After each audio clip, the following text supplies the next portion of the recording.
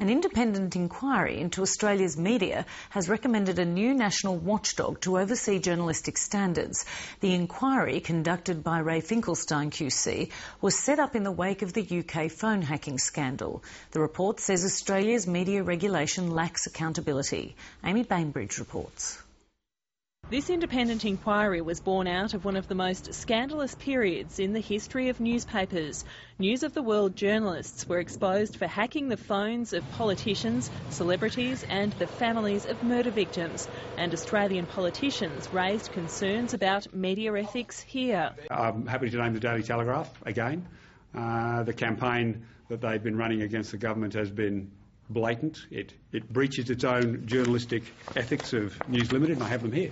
Senator Conroy also described the Australian Press Council as a toothless tiger. The inquiry recommends a new watchdog called the News Media Council to replace the 35-year-old Press Council.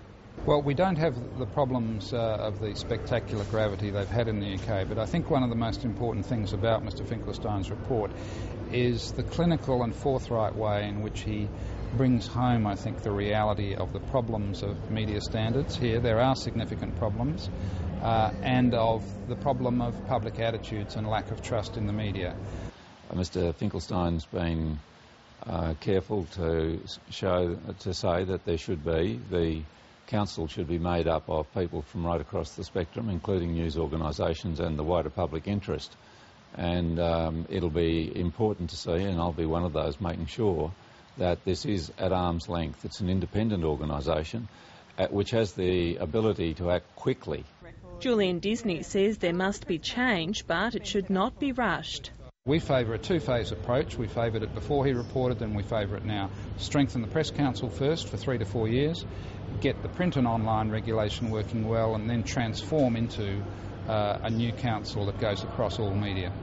Julian Disney admits the council has been too slow to respond to complaints and has struggled to raise its profile. The Press Council has 4 full-time employees and it says it needs at least double that to do its job properly.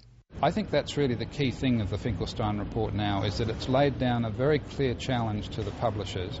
If they want to avoid a body which, as Mr Finkelstein proposes, is government-created and fully government-funded, then they must strongly improve the resources of the Press Council and the security of those resources.